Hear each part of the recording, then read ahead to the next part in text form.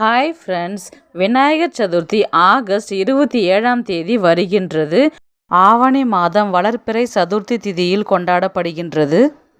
விநாயகருக்கு பிடித்தமான நெய்வேத்தியங்கள், இலைகள், பழங்கள் படைக்கும் பொருட்களுக்கு அதற்கான பலன்கள் அதிகம்.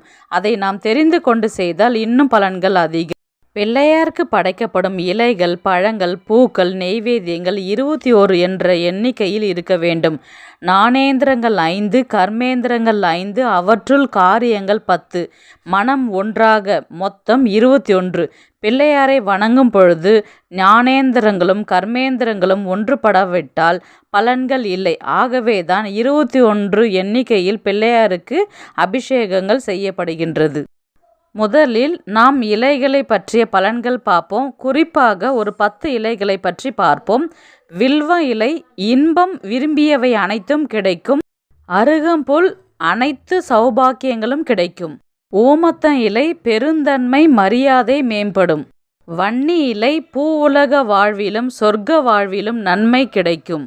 அரளி இலை எந்த முயற்சியிலும் வெற்றி கிடைக்கும். மாதுளை இலை புகழ் நற்பெயர் கிடைக்கும். அரச இலை உயர் பதவியால் கீர்த்தியும் கிட்டும். எருக்கம் இலை கருவில் உள்ள சிசுவுக்கு பாதுகாப்பு கிட்டும். ஜாதி மல்லி சொந்த வீடு மனை பூமி வாங்கும் பாக்கியம் கிட்டும்.